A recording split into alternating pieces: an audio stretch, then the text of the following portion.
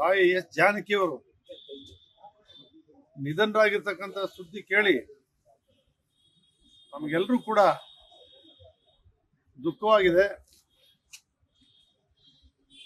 ಇಡೀ ರಾಷ್ಟ್ರದಲ್ಲೇ ಅತ್ಯಂತ ಜನಪ್ರಿಯತೆ, ಎಲ್ಲರ ಪ್ರೀತಿ, ಅಭಿಮಾನ, ಗೌರವಕ್ಕೆ ಪಾತ್ರರಾಗಿದ್ದಾರೆ. ಸುಮಾರು 17 ಭಾಷೆಗಳಲ್ಲಿ ತೆಲುಗು, ಹಿಂದಿ, ಕನ್ನಡ, ಮರಾಠಿ, ಪಂಜಾಬಿ 17 ಭಾಷೆಗಳಲ್ಲಿ 50,000 ಹಾಡುಗಳನ್ನು ಹಾಡಿರ್ತಕ್ಕಂಥ ಏಕೈಕ ನಾದಸ್ವರ ನಾಯಕಿ ಯಾರು ಇದ್ರೆ ಎಸ್ ಜಾನಕಿ ಅವರು.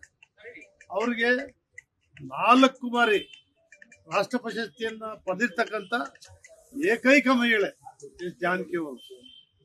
ಅವರಿಗೆ ಹಲವಾರು 28-30ಕ್ಕೂ ಹೆಚ್ಚು ಪ್ರಶಸ್ತಿಗಳು ಬೇರೆ ಬೇರೆ ರಾಜ್ಯದಿಂದ ಕೂಡ ಬಂದಿವೆ.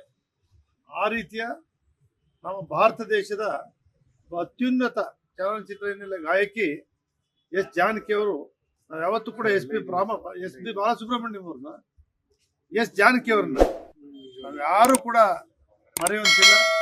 ಅವರ ಆತ್ಮಕ್ಕೆ ಆ ದೇವರು ಶಾಂತಿಯನ್ನು ಕೊಡಬೇಕು.